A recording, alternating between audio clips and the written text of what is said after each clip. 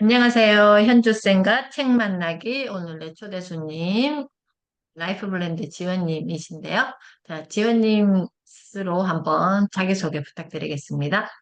네, 안녕하세요. 저는 어, 라이프 블렌더 심리 분석 프로파일러 김영은입니다. 입니다. 자, 오늘 아까 방금 소개해서 심리분석 프로파일러 이렇게 했는데 되게 또 그 분야도 되게 궁금한데요. 오늘은 어떤 책을 준비해 주셨을까요? 저는 이 네 가지 질문이라는 책을 준비했습니다. 음, 그 책을 준비하신 이유가 있으실까요? 어, 의- 음, 우리가 살아가는 데 있어서 혼자 살 수는 없잖아요. 어찌됐든 나 아닌 가족도 나 아닌 타인이잖아요. 가족, 뭐 남편, 아이들, 더 나아가서, 뭐 친구들이라든지, 내 직업과 연관되어 있는 사람들, 커뮤니티 사람들, 그리고 뭐 이렇게 북클럽이라든지 여러, 어떤 관심사 기반으로 해서 한 커뮤니티, 모든 사람들을 다 만나는 데 있어서 네. 가장 어려운 게 그런 관계인 것 같아요. 관계 통해서 그냥 말 안 하고 꾹 다물고 있진 않잖아요. 뭔가 이제 네. 입 밖으로 뭔가 나오잖아요, 말이. 네, 네, 네. 그러면서, 어, 그 말은 하지 않지만 그런 불편감이나 음, 불만스러운 일이나 음, 불안한 감정이나 그런 음, 것들이 서로 소통하는 데 있어서 굉장히 많이 발생을 하는데 음. 그런 거에 있어서 이 책을 제가 추천을 받고 읽고 있었는데, 어, 네. 이 바이런 케이티라는 분이, 음, 저는 이제 이 바이런 케이티란 어떤 사람인지를 먼저 쭉 봤거든요.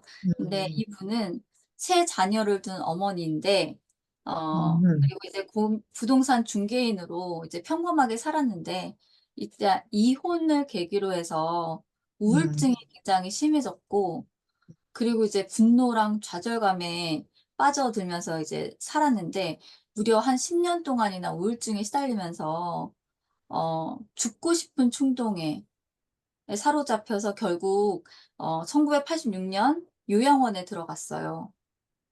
요양원에 들어갔는데, 그 뒤 한 보름쯤, 그냥 15일이 딱 지난 어느 날, 문득 홀로 방바닥에 누워서 있다가, 호련히 고통이 없는 절대 기쁨의 상태로 깨어났대요. 그 아, 깨달음, 진짜요? 예, 그 깨달음의 자유는 결코 음, 그녀를 떠나지 않았습니다. 음, 그리고 그 세 자녀의 그 요양원에서 집으로 돌아온 후에 그 어머니가 180도 많이 바뀌었다. 처음에는 짜증과 화와 분노와 이런 것으로 자신의 자녀를 대했는데 음, 그렇게 평온하게, 평화롭게 너무 또 다른 엄마를 만나게 되었다는 자녀의 말이 있어서 그 음, 주변의 사람들, 이런 고민들이 있는 분들이 막 찾아와서 음, 이렇게 초청 강연을 이렇게 이 물밀듯이 이제 밀려오기 시작하면서 강연을 이렇게 다녔대요. 음.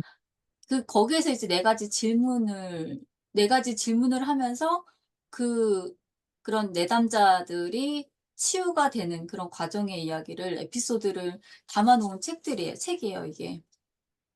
여기 부제가 내 네. 삶을 바꾸는 정의로운 힘 이렇게 되어 있는데, 네. 그러면 네. 여기서 그냥 그 책의 음, 제목을 봤을 때 네 가지 질문, 네 가지 질문이잖아요. 그래서 네 가지 질문. 그 질문이 뭐죠? 네 가지 질문이 있어요. 네. 질문은 되게 간단한데 간단하지는 않아요. 이게, 어, 이 생각이 진실인가요? 아, 생각이 진실인가요? 네. 그러면 음, 이 질문에 대해서 진실이다라고 대답했을 때 그 생각이 절대적으로 진실인지 100% 확신할 수 있는지 다시 한번 확신할 수 있습니까? 절대적으로 진실합니까? 라고 두 음, 번째로 물어봐요. 음, 그리고 이, 이 생각을 믿었을 때 음, 자신에게 어떤 감정과 행동이 나타나는지 탐구하는 질문이 이제 나오는데 그게 이 생각을 믿을 때 내가 지금 이런 생각을 갖고 있어요. 근데 그 생각을 믿을 때 나는 어떤 반응을 하는가? 음, 어떤 반응을 하는지. 근데 그 반응이 만약에 없어. 그런 생각이 이제 음, 없다라고 생각한다면 나는 음, 어떤 사람이 될까?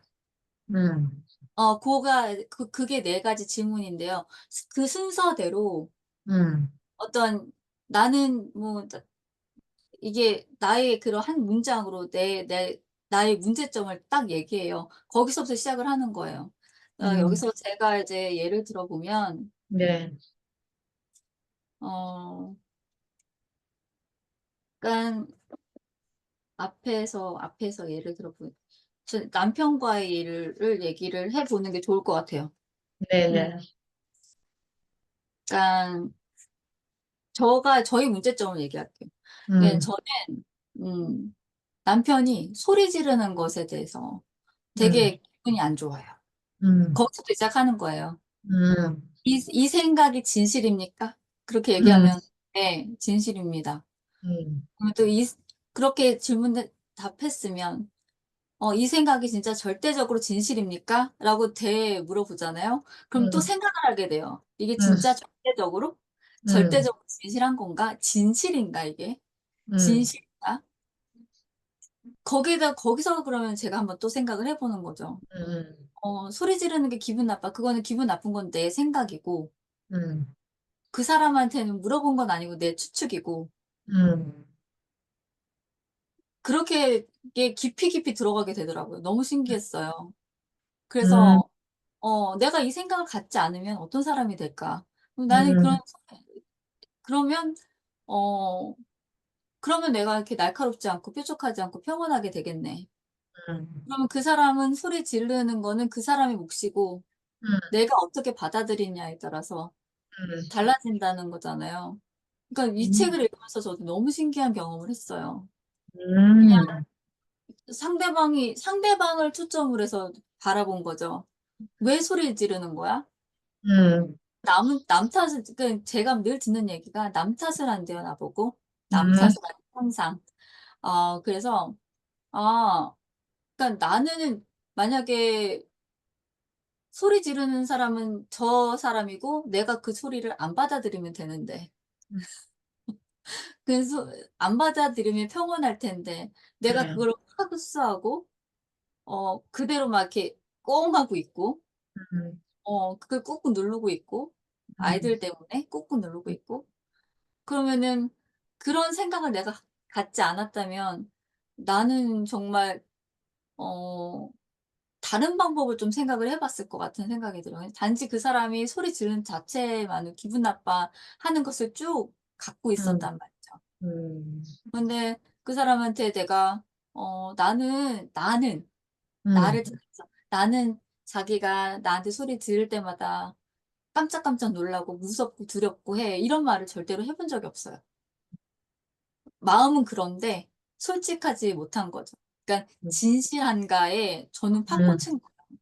이 생각이 음. 진실인가? 이 그러면 생각, 그렇게 내가 네 가지 질문을 하나하나 하나하나 이렇게 만남으로써 음, 그 나는이라고 이렇게 음, 음, 하면서 음.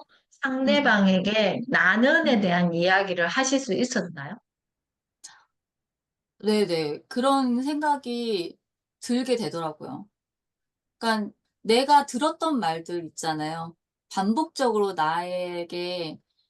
나는 일단 나도 문제점은 있다로 출발을 이제 하게 되는 거예요.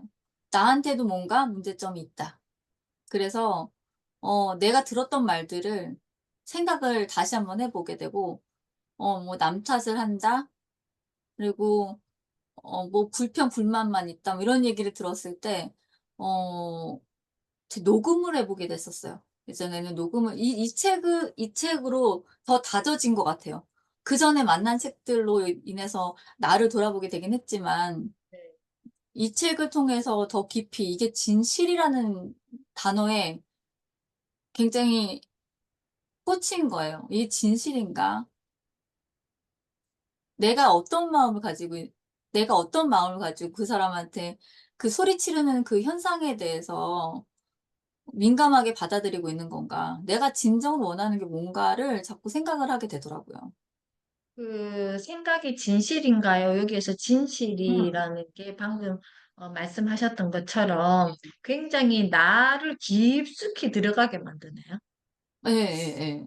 그냥 사실이라는 말과 진실이라는 말은 그게 깊이의 이게 차이가 다르죠. 엄청나요. 예예. 엄청 이게 예. 다른 느낌이 드네요. 예예. 그렇지만 이제 제가 여기에서 궁금한 거는 지원님께서 이제 라이프 블렌더로서, 그 다음에 심리분석 프로파일러로서 그 이전에 배경 지식들이 있잖아요. 내가 이렇게 공부해온 네네네. 시간들이 있잖아요.